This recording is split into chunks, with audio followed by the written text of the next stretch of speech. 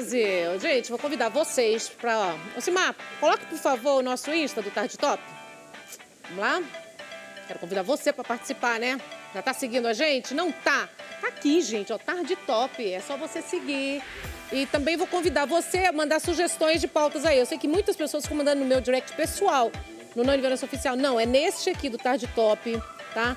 Se você é uma chefe, né? Se você é uma doceira dessas maravilhosas, que tem vontade de vir no programa, fala com a produção aí, tá? Então começa a seguir a gente, manda a sugestão. As pessoas ficam pedindo pra mim, é só falar aí, combinado? Então tá, gente, tá liberado. Tá seguindo já? Então vem comigo, porque agora a gente vai falar das novas tecnologias no tratamento de varizes. Boa tarde. Seja bem-vindo, doutor Eduardo Brígio. Bom ter você aqui, viu? Brigídio. Isso. Bom ter você aqui, viu? Obrigado, eu que agradeço. E principalmente saber das novidades. Me conte. Sim. Eu vou falar um pouquinho sobre você aqui, tá? Pra quem tem em casa criar mais intimidade. Tá joia. Vamos lá, público. Olha só. O doutor e mestre em medicina, professor, residência medicada do conjunto hospitalar do Mandaqui, doutor mestre em medicina, ex-chefe de cirurgia e residência médica do Hospital Mandaqui por 15 anos, gente. O professor da Universidade 9 de Julho, medicina por 10 anos. Então, a gente está falando com quem simplesmente domina o assunto. Então, o que são varizes, o que são vasinhos, qual a diferença? Primeiro explica um pouquinho pra gente. Varizes são veias dilatadas, né, sem funcionalidade. E os vasinhos são aqueles roxinho, pequenininho, né? Então a gente tem uma classificação de varizes, né? A número 1 seria só vasinho, a número 2 seria uma veinha que nutre os vasinhos, a 3 já começa a inchar a perna, e aí vai manchando a perna, e a 5 é uma ferida fechada, a 6 é uma ferida aberta. Ela chega numa ferida. Chega até o 6. Até o 6, exatamente. E a gente, um vasinho pode, de repente, transformar numa varize? Na verdade, normalmente, como eu vou mostrar para você, sempre tem uma veia nutrindo... Que alimenta, que nutre, né? Exatamente, o vasinho. E hoje a gente tem alguns aparelhos, né, em consultório, né, para fazer diagnóstico e tal, porque a olho nu, às vezes, você não consegue. Que nem o primeiro aparelho que eu vou mostrar para você é uma luz ampliada, né? Aí eu vou te mostrar, que nem eu vou mostrar para ela assim, quando você olha a perna dela aqui, você vê que ela só tem uma veinha e tem uns vasinhos, né? Sim. Então, a gente pega uma luz ampliada, né? Esse é o mais moderno que tem atualmente. É um laser de baixa intensidade. Aí você consegue mostrar, olha. Não sei se está dando para a câmera enxergar. Tá mais ou menos, ó. Ó, ele consegue mostrar. Colocar um pouquinho mais do lado de lá. Para cá. Vamos lá. Ó. Aqui. Olha lá. Aqui você não enxerga quase nada. Não, mas com a luz, olha lá. Com a luz você consegue enxergar. Essa veia nutrícia, ela está nutrindo toda essa parte dos vasinhos, né? Então, às vezes, por isso que às vezes as pessoas fazem o vasinho e falam assim, não deu resultado, porque deixou a veia nutrícia. Tá, continua nutrindo, né? Exatamente. Então, a gente tem É aquela... Olha, temos a imagem ali, doutor, ó. Isso. Essa é uma imagem muito boa, né? De consultório, que você via, a pessoa veio fazer uns vasinhos em cima, a paciente, e aí o que acontece? Olha, a gente identificou e vai retirar essa veia. Você pode fazer algumas, esse é um pós-operatório, de 7 dias já, com laser. Com laser? Com laser. Que maravilha, fala essa novidade. Conto. O que acontece? Esse é uma radiofrequência, tá?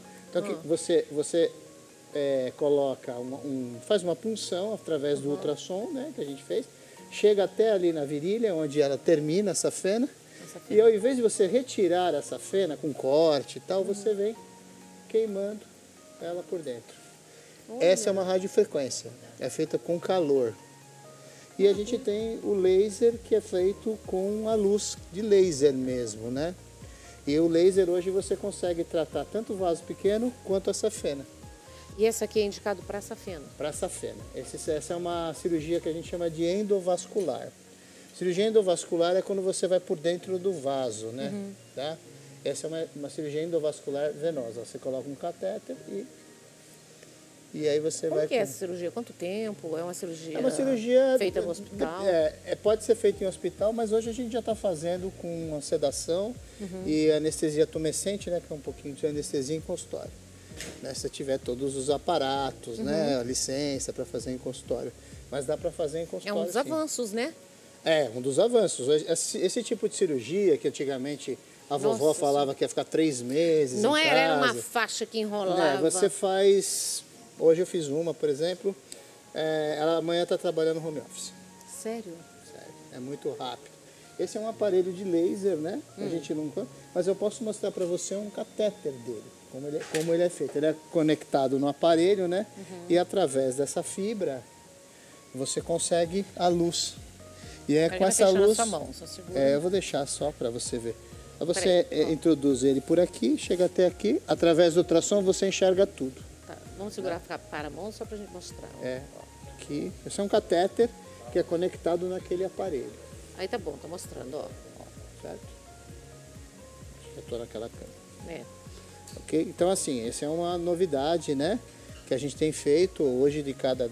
Existe a cirurgia convencional, aquela que você corta ainda, mas ninguém né? tá querendo mais. Mas ninguém quer mais. Ninguém quer no mais. consultório hoje, de cada 10, 9 são a laser ou radiofrequência. E como que é o tempo de recuperação, doutor? De- A antiga, aquela Então, a que corta. antiga depende muito do calibre, né?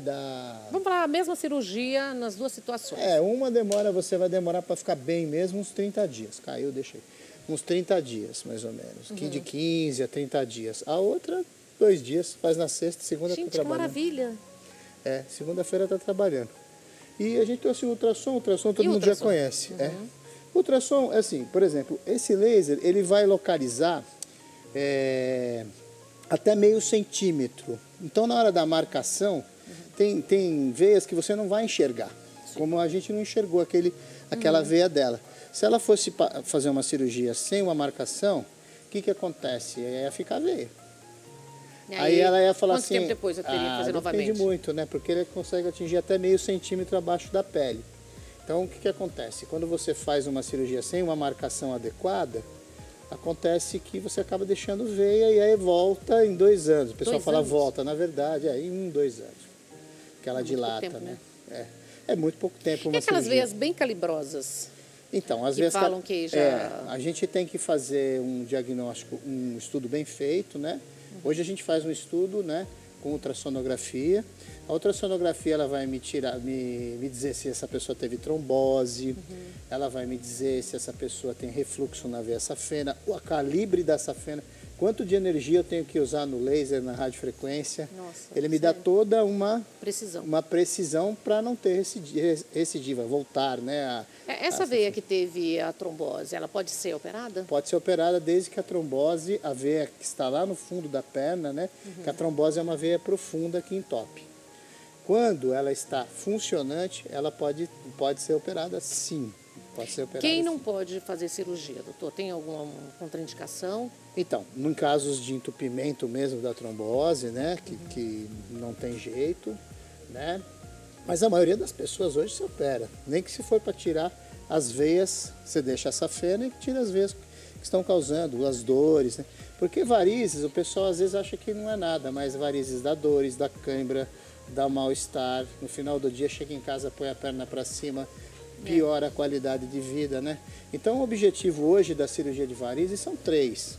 O primeiro é a retirada das veias, melhora da qualidade de vida. E o terceiro é a estética. Vamos falar um pouco da estética? Vamos lá. Nós estamos falando muito da saúde, claro que é o principal, então a gente está falando até agora, mas eu queria falar, por exemplo, aquele com a espuminha. Funciona para tirar aqueles mini vasinhos? Funciona. O laser funciona, quero saber o que nós é temos bacana. então, vamos lá, vamos classificar. No nível 1 a gente costuma fazer aplicações. Você pode fazer aplicação com laser transdérmico, que é, você pega e vai... Eu tenho um filme, não sei se pode ser possível passar. Mas Olha lá, aquele lá. Não, esse é uma espuma tradicional. É espuma tradicional. É tradicional. Ali você está usando um aparelho que eu tenho que resfria a pele até 30 graus. Então diminui a dor. Que maravilha. É uma delícia isso, o pessoal gosta muito. Beleza. Aí você consegue fazer a aplicação, você veja que some todos os vasinhos em volta. Esse vasinho pequenininho, se ele não estiver sendo nutrido, ele some. Ele desaparece. Desaparece. Você, no mesmo momento, você consegue detectar se tem essa que nutre e também ao mesmo tempo eliminar?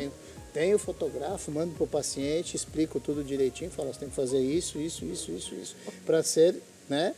Agora tem umas que querem negociar, só tirar o vasinho e falar, aí não dá para garantir que você vai ficar Faz tudo na mesma hora, doutor?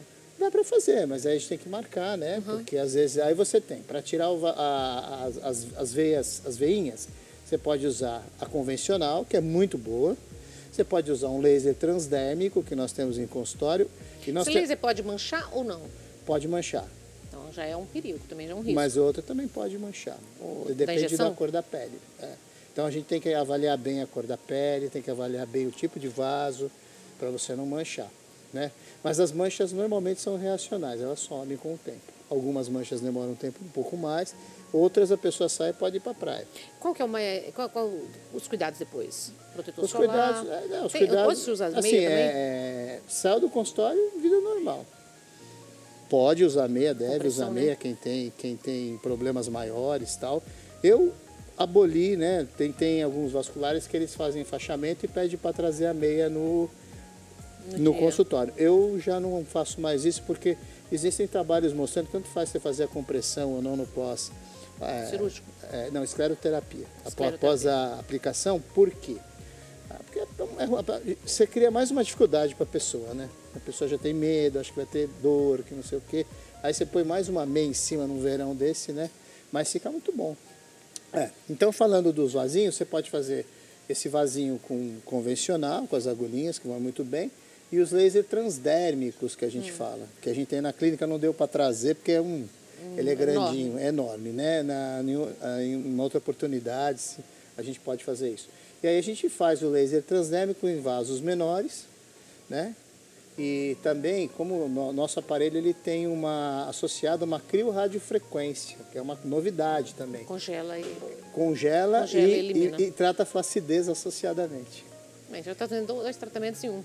2 tratamentos em um. Então a gente faz isso, né, no laser e no laser transdérmico e nos vasinhos, né? Então você pode fazer esses 2. E pode fazer espuminha também. A espuminha tem alguma coisa que já está mais avançado? Olha, eu prefiro fazer, vamos supor, um caso igual que a gente mostrou ali, esse simples de só os eu prefiro fazer uma microcirurgia. Por quê? Você faz em consultório, tira essa veia e terminou. A espuma, ela é muito boa para pacientes que não têm, você não tem que ter muita medo de mancha. A espuma mancha um pouco mais, né? Nós temos uma formação fora, já vimos vários países, pessoas branquinhas, né? Porque quanto mais branquinho, menos mancha. Então, o que acontece? Quando você faz isso, sempre tem uma manchinha e demora mais para sair. Então, eu faço mais espuma para fechamento de ferida, para outras coisas. Então, a espuma é o mais aconselhável? Para pessoa idosa que tem dor, que não tem uma finalidade mais estética, mas você pode fazer também. Doutor, tudo que está doendo, essa veia, quando começa a doer, ela está com problema, né? Está com problema, ela está com dilatação. Isso, né? A gente tem que avisar, as pessoas, alertar, né? As pessoas chegam com dor, né? E quando estão com dor, já operam logo, porque dói mesmo. Não é fácil. Não é? Viver com dor não dá, né? Não é fácil. E aí você tem as fases, né? Começa a edemaciar, você tem que fazer um ultrassom para ver o que está acontecendo, se não tem uma trombose e tal. E depois, com o ultrassom, você programa a cirurgia. Se você vai fazer uma cirurgia a laser, a radiofrequência convencional, às vezes não dá para fazer por causa do calibre dessa fenda, né? E aí você vai vendo o que você vai fazer. Nós temos um protocolo que a gente faz praticamente tudo de uma vez. Tira a veia, tira a outra, já faz a aplicação e ela sai com uma meia elástica que você pode tomar banho com ela até 5 dias. Então ela não vai fazer nada, ela vai sair do centro cirúrgico, do consultório com a meia e aí depois ela volta lá, eu tiro tudo. Eu tiro curativo. Doutor, é muito importante também quando a pessoa vai fazer uma viagem mais longa, colocar a meia, né? É muito importante. Né? Principalmente viagens aéreas, né? Classe longas, econômica, né? Tem a síndrome da classe econômica, mas a gente já está, se ela tem varizes, ela tem mais uma possibilidade de ter uma trombose, né? Porque no voo... Tem que movimentar, a gente tem que dar uma andada. Exatamente. Tem que andar. Porque no voo você tem a imobilização e tem a pressurização, né? Da veia. Então a veia fecha coloca uma mais. compressão. Isso, põe uma média de compressão e viaja tranquilo, e movimento, caminha, vai ao banheiro, dá uma andadinha, né? Se hidrate também, né? Porque no avião às vezes você viagem internacional é à noite, você toma um comprimido, dorme, esquece de tudo, né? Mas é importante sim. Tenho recebido muitos pacientes perguntando sobre isso. Doutor, obrigada por ter vindo aqui, viu? Imagina, eu adorei. Eu que Adorei. agradeço. Qual que é a rede social? Dr. Brigídio Vascular. Cadê? Tá ali, Dr. né? Brigídio. E tem também o Dr. Eduardo Brigídio. Tá aí. Onde fica a clínica, doutor? Fica no Tatuapé, né? Lá no eixo Platina, é um eixo novo ali, na rua Vilela 652. E o nosso número de contato, se puder passar o WhatsApp, é o 963530148. Obrigada. Qual é o seu nome, maravilhosa? Patrícia, obrigada, tá? A Patrícia já fez um laser comigo, fez? já deu uma limpada ali. Uma coisa boa, né? Tá Obrigada, bom? doutor. Obrigado Gratidão, você. viu? Adorei. Amém. Obrigada, fica à vontade. Gente, olha, eu vou mostrar para vocês agora, vou pedir para o Ocimar aqui mostrar para vocês uma matéria que o que a doutora Raquel Galinatti vai falar, é o assunto que a gente já tá, né? Acho que todo mundo parou para pensar, dar uma pulga atrás da orelha. Então, vou mostrar a matéria primeiro para vocês entenderem o assunto que a doutora que a gente vai, não vai debater nem discutir, que a gente vai alertar. Um minutinho só, olha só. A Polícia Civil está investigando a instalação de uma câmera de vídeo em frente à cama de um flat no Ocabite Residence, um resort que funciona na praia de Muro Alto, em Porto de Galinhas, no município de Ipojuca, no Grande Recife. O equipamento foi encontrado por um casal de turistas de São Paulo, que se hospedou no imóvel entre os dias 13 e 17 deste mês. A ocorrência está sendo investigada pela polícia como crime de registro não autorizado de intimidade sexual, com pena de detenção de 6 meses a 1 ano, além de multa.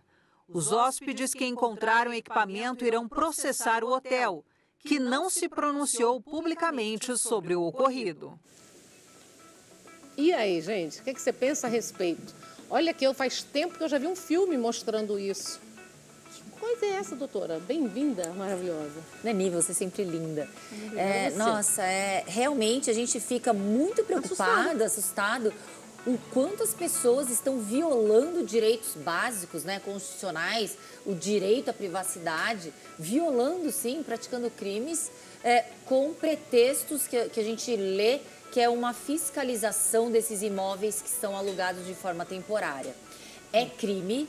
Aqui no Brasil está previsto no artigo 216b do Código Penal. E, na minha opinião, Nani, a pena é muito baixa. Eu achei muito baixo, 6 meses a 1 ano, é muito detenção de 6 meses a 1 ano e multa, mas tem essa forma de filmar a intimidade, seja uma nudez ou cenas de sexo sem autorização. Essas imagens que ficam armazenadas ou possivelmente divulgadas podem sim caracterizar crimes mais graves, sem contar se for menor. Aí sim tem crimes mais graves que pode até dar ensejo a uma prisão. Deveria, né, de antemão. Imagina, você está num hotel, num quarto de hotel, pagando por isso e de repente descobre. Acho que a gente tem que ter aquela ponderação sempre que a gente tem de valores, né? Quais direitos aí devem ser ponderados? O direito à propriedade, no caso, para que nenhum bem ali seja surrupiado, furtado, ou o direito máximo previsto no artigo 5º da Constituição, que é a privacidade. Então, a gente sabe, sem contar que está previsto também como crime no Código Penal desde 2018, é um crime recente.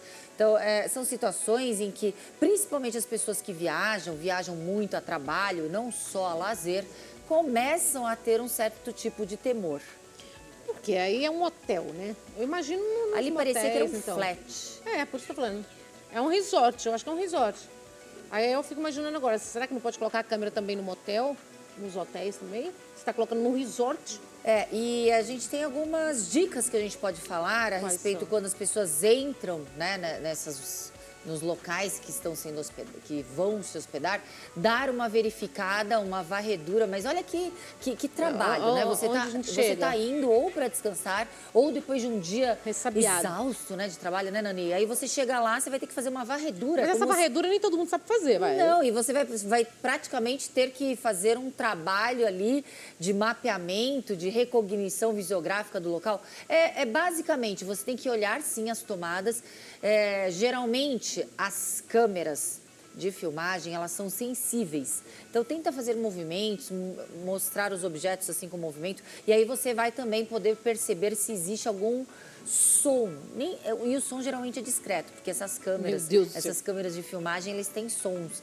E ali, esse casal, ele descobriu que tinha ali justamente uma câmera oculta, clandestina, espiã, justamente porque tentaram conectar um cabo, né, ali para o carregador de celular e ali não foi possível. Estava embaixo da televisão, esse dispositivo, acoplado Ali. no interruptor e a moça, o casal não quis se identificar, ela escutou alguns sons e ruídos estranhos. Também é possível através do Olha, Wi-Fi. mas não dá para perceber, não. Não, ali dentro tem... É no buraquinho do meio ali, ó, Isso, tem uma câmera. Embaixo. Outra coisa, Mas não dá nem para perceber, gente. as câmeras, elas precisam de uma imagem mais clara. Então, quando as luzes são apagadas, de repente, algum dispositivo tá vermelhinho, tá com o sinal aceso, né?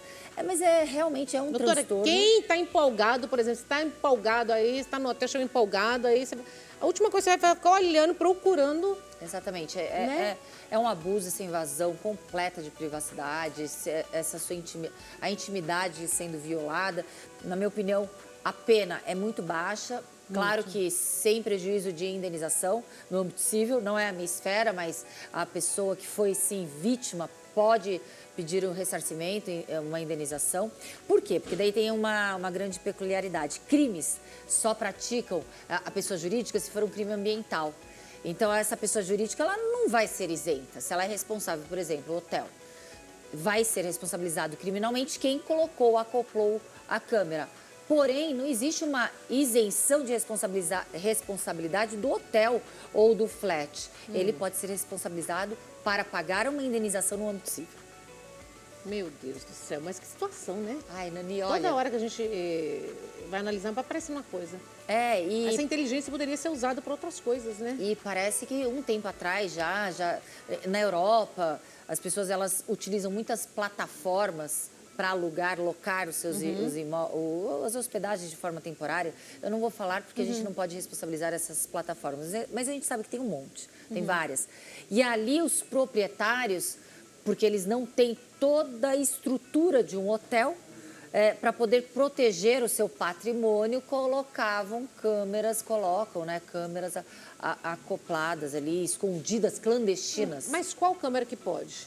Nenhuma. Tem, assim, Se por exemplo, você na área comum. De piscina, em nenhum lugar na sua casa? Sim. Área na comum área comum, pode. sim. Na área comum pode ter o circuito. Inclusive, se de repente essa pessoa ela vai locar de forma temporária e tiver uma cláusula do proprietário falando, olha, eu tenho câmeras de vigilância neste meu imóvel, aí é uma cláusula previamente expressa, claro, com comum acordo, mas uma invasão, por isso que está ali no próprio tipo penal, no artigo 216A, sem anuência, sem conhecimento prévio.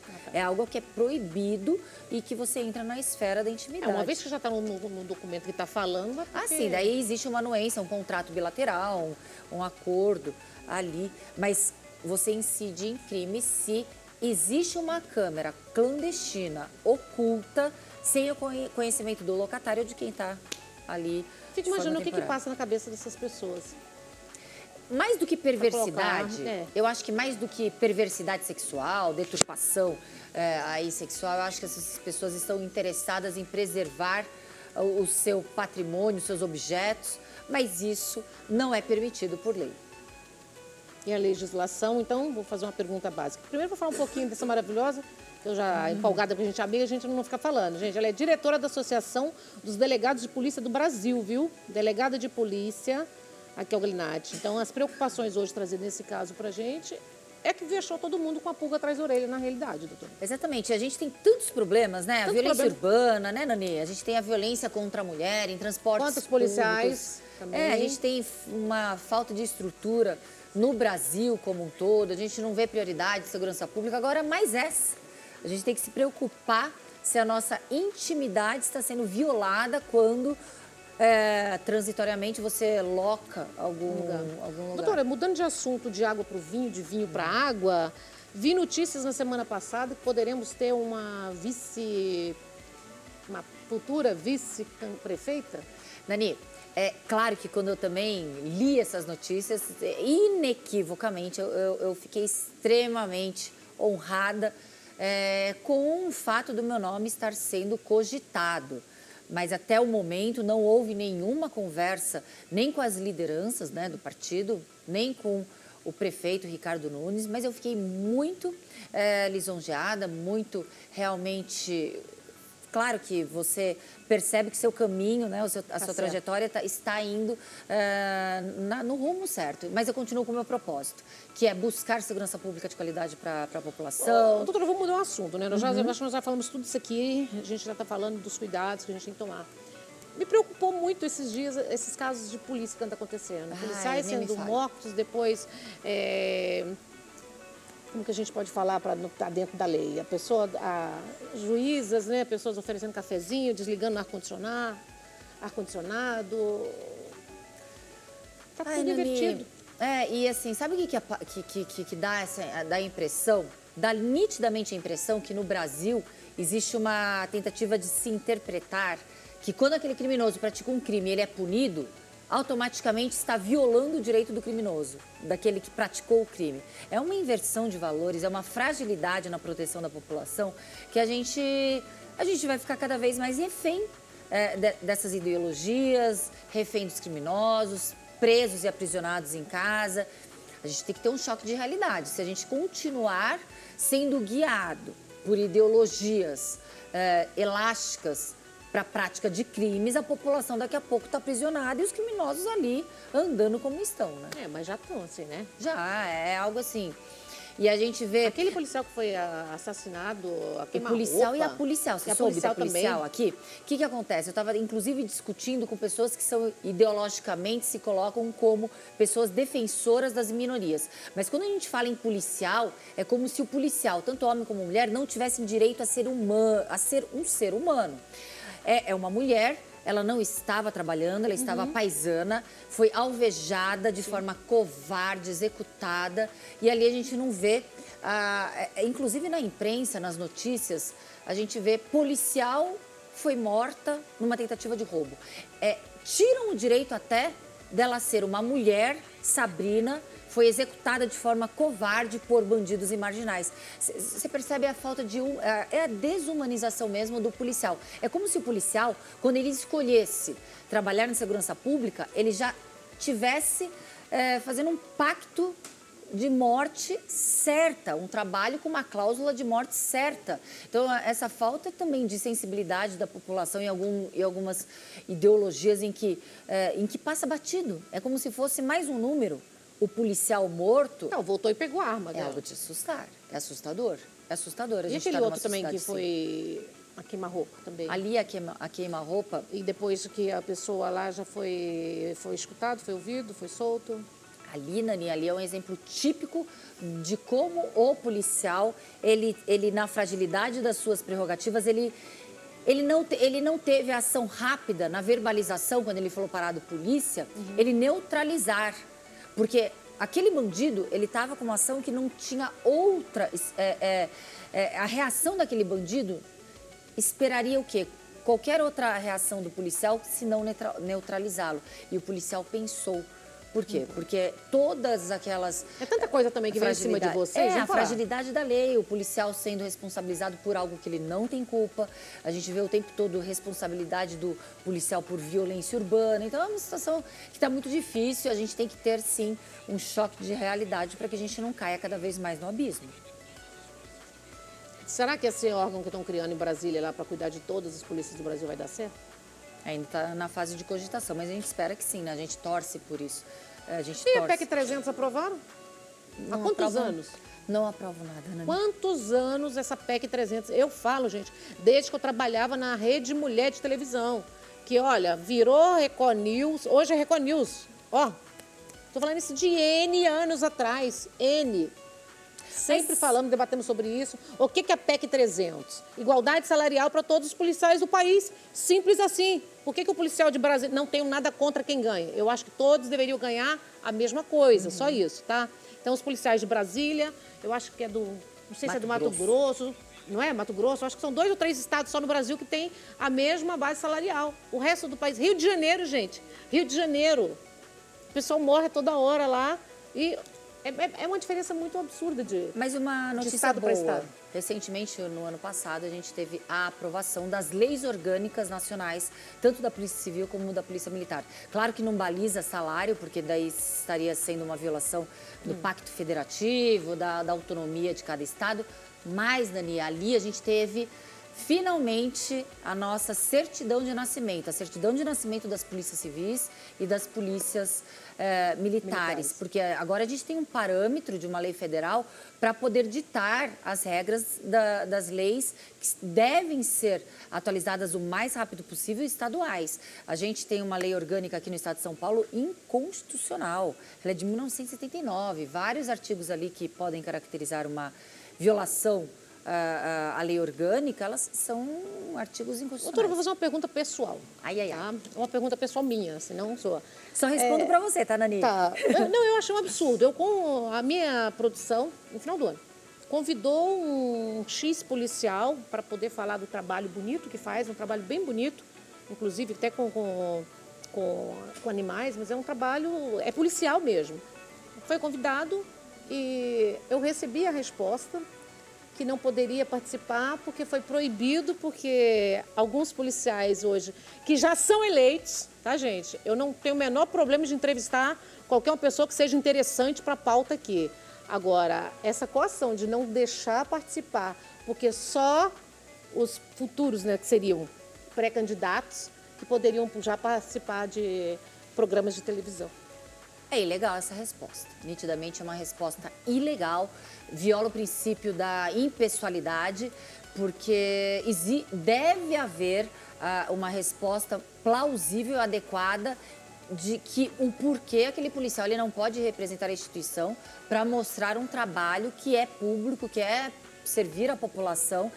A gente sabe que toda uma instituição, quando você fala em nome da instituição, você tem que ter, sim, autorização Foi pedido. Hierarquia. Agora, a hierarquia superior, ela deveria, no mínimo, indicar outra pessoa. Não, eles indicam só as pessoas que já são... Eles só indicam as pessoas que já são... Não, aí já viola são o princípio, sim, da impessoalidade. Então, isso aconteceu comigo. Estou falando o que acontece. Então, eu imagino as dificuldades dos praças nesse país, né?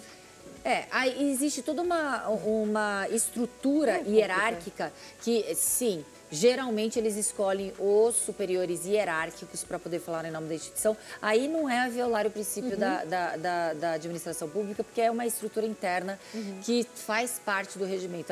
Aí faz parte, Nani. Sim, não, esse caso tudo bem, mas é aquele caso, a pessoa era extremamente qualificada, né? para falar de uma Aí é estranho. Não convidaria, eu convidaria de boa, gente. Eu faço aqui um convite, eu estendo aqui algum coronel, algum praça. Mas que tenha a mesma habilidade. Que tenha o mesmo para a gente debater, fazer uma roda de debate. É porque nunca une, né? Nunca consegue. É curioso, é curioso. É curioso. Não vai nunca ter debate, não é nem debate, né? Nem entrevista, né? No caso era mostrar, né, para a população o trabalho. Você queria mostrar o trabalho para a população. E essa briga das câmeras, da polícia com câmera? Como que vai ser? É um assunto que é divorciado da segurança pública. Quando a gente fala em câmera no policial, a gente está falando em fiscalização de um agente do Estado. E quando a gente fala em segurança pública, a gente tem que falar em estrutura, em contratação de policiais, em salários adequados, em tecnologia. Tecnologia, armamento maravilhoso. Armamento até no estado de São Paulo melhorou, mas a gente tem que falar em estrutura predial, viaturas, tem melhorado. Mas a gente tem que suprir no mínimo o déficit de policiais. E quando se fala em câmera e a gente tem um orçamento que deve ser priorizado, a câmera não tem correlação direta com a segurança pública, enquanto a segurança pública estiver deficitária na sua estrutura. Se a segurança pública estiver de acordo com o que é necessário, estruturada, a gente pode falar em câmera até na orelha do policial. Mas, por enquanto, falta o básico. Falta estrutura básica. E outra, equipamento de proteção individual. Não tem, os policiais não têm. Qualquer empresa sem fornecer equipamento de proteção individual estaria com multa diária. Então, a gente está falando... Não está olhando para aquele policial, não está cuidando do policial, não está proporcionando equipamento no mínimo de proteção individual. E já vamos falar em câmera, é outro assunto, é divorciado de segurança pública. É assunto que é poluído por ideologia, mais uma vez. De onde veio? Nani, essa ordem, como foi? Eu acho que quem iniciou isso foi o Dória, inspirado talvez em polícias internacionais, que já tem toda a estrutura adequada, todo o salário adequado, todo o equipamento de proteção individual adequado, tudo realmente no mundo ideal, e aí se colocam câmeras realmente para auxiliar o trabalho policial. Mas a partir do momento que a gente não tem essa estrutura, é algo pra gente rir, é piada, né? E hoje, você como delegada, qual a sua preocupação? Entramos no novo ano, expectativas a 1000 aqui para a nossa segurança pública. Sim. Aumentou, a gente já viu, final de ano, muito feminicídio. Continuamos batendo na tecla, mais um ano juntas, mais um ano falando, que infelizmente tem insegurança geral. É na rua, em qualquer lugar que a gente vai, a gente não tem segurança. É lamentável que a gente vê nas mídias, o tempo todo a gente vê que está invertido os valores, a polícia está tratada como se fosse o lado oposto e não é essa a realidade. E para vocês que vivem 24 horas praticamente isso? A gente tem que ter esperança, né, Nani? A gente tem que ter esperança, a gente não pode... verde? Também, eu gosto de verde. Mantenha a esperança, doutora. A gente tem que ter esperança, por quê? Porque se a gente desiste, claro que a gente tem que buscar e muitas vezes aquele caminho ele volta, ele retrocede por tomada de decisões erradas, por falta de vontade daquele gestor temporário do momento, mas a gente tem que buscar e continuar com esse ânimo, porque a gente não pode desistir, né? Nós não podemos sucumbir nem deixar que sejamos derrotados. A partir do momento que a gente perde esperança, perde aquela vontade de mudança, eu acho que a gente perde a vontade de viver. Mas como a população pode ajudar? A população já está ajudando, eu acho que os veículos de comunicação ajudam bastante. Você é um grande nome daquelas que lutam não só por mulher, você luta não só você luta por segurança pública, você luta por justiça, você luta por política mais ética, né, Nani? Porque volta e meia eu vejo você puxando a orelha aqui daqueles gestores dos políticos. Então, o que eu acho? Acho que nós todos temos que fazer o nosso papel, a gente não pode achar que de repente uma corrupção não nos atinge de forma direta, que a gente tem que largar. Sabe o que é engraçado? A gente vê países asiáticos em que as pessoas prezam muito pelo coletivo. E quando a gente preza pelo coletivo, automaticamente os nossos interesses individuais eles vão melhorar. Aqui eu vejo muito individualismo atropelando o coletivo. Então a gente tem que mudar um pouco a nossa visão. Mas é complicado, né? Lá no Rio de Janeiro está tendo, por exemplo, que eu vi várias vezes agora, as pessoas estão começando, isso não é certo, sei que você vai falar, imagino que você pensa, mas a população está chegando no ponto que eles estão querendo fazer justiça com as próprias mãos. A ausência do Estado, quando o Estado não cumpre o seu papel, o Estado ele está sem credibilidade, o Estado não está atuando, dá espaço para que pseudo-justiceiros ingressem ali. Eu falo pseudo-justiceiros porque é uma linha muito sensível complicado. E a gente viu os milicianos que entraram a priori como heróis e agora subjugam, estão andando de mãos dadas com as organizações e facções criminosas, estão colocando a população ali refém. Então é algo muito perigoso quando o Estado ele perde a sua autoridade. A gente viu no Equador também, né? O Equador a gente está vendo ali uma situação em que o narcotráfico faz com que as instituições de Estado fragilizadas fiquem completamente refém. É muito triste, mas o caminho do Equador é virar um narco-estado, como já agora a gente vê no México. Então, que o Brasil olhe de exemplo e haja o mais rápido possível. Doutor, e as nossas fronteiras? Depois assustou um pouco, né? Veio Argentina, Venezuela, um monte de coisa também de países aí que estava meio assustando a gente. Né? Então, por isso que a gente tem que ter, claro, essa atenção. Ainda a gente não está neste nível, mas infelizmente a criminalidade, as facções criminosas internas que já ultrapassaram fronteiras, elas devem ser neutralizadas ao máximo. A gente tem que ter mais vontade. Eu não estou vendo essa vontade, entendeu, de combater. Por quê? Aí é conjectura, né, Nani? Aí é uma pergunta que a gente só pode conjecturar, né? A gente está vendo o tempo todo que a violência está aumentando cada dia mais. O feminicídio está aumentando cada vez mais. O crime toda hora parece que compensa. É cafezinho, desligando o ar-condicionado, dá um cafezinho aqui. Tá nervoso? Tá bom? Tá tudo bem? Gente, a gente não pode inverter os valores, vamos lá. Eu quero acreditar que é incompetência mesmo, tá? Eu quero acreditar que é incompetência, que é preguiça, desídia. porque aí a gente tem condições de reverter esse quadro. Maravilhosa. Rede social, como nós encontramos você? Raquel Galinatti. Aquela ali? Delegada Raquel. Olha lá, delegada Raquel, gente, ó. O tema da nossa conversa de hoje foi um vídeo que eu fiz. Luto de quem ali? Uma policial, a nossa A policial, policial aquela, né, Sabrina. que nós falamos, né? A policial Sabrina. A Sabrina, gente, olha que triste. Sentimentos para todos os familiares, né? Os amigos e a família dela. Não só dela, como todo mundo, né? Que corre aí risco de vida o tempo todo para cuidar da gente, né? E que recebe essa violência cada vez mais e falta de união. Obrigada, maravilhosa. Naninha, você que é maravilhosa. Gente, amanhã não tem programa, porque é feriado, que vocês... Gravado, né? Porque amanhã é 25, dia do aniversário de São Paulo, tá? Então desejo para vocês, curtam bastante, fiquem em família, aquela coisa bem bacana. Sexta a gente volta ao vivo, tá? Um beijo no coração, 3 vezes para vocês, o que vocês desejam pra gente. Muita paz e muita luz para todo mundo, viu, gente? Mas amor no coração também. Tchau!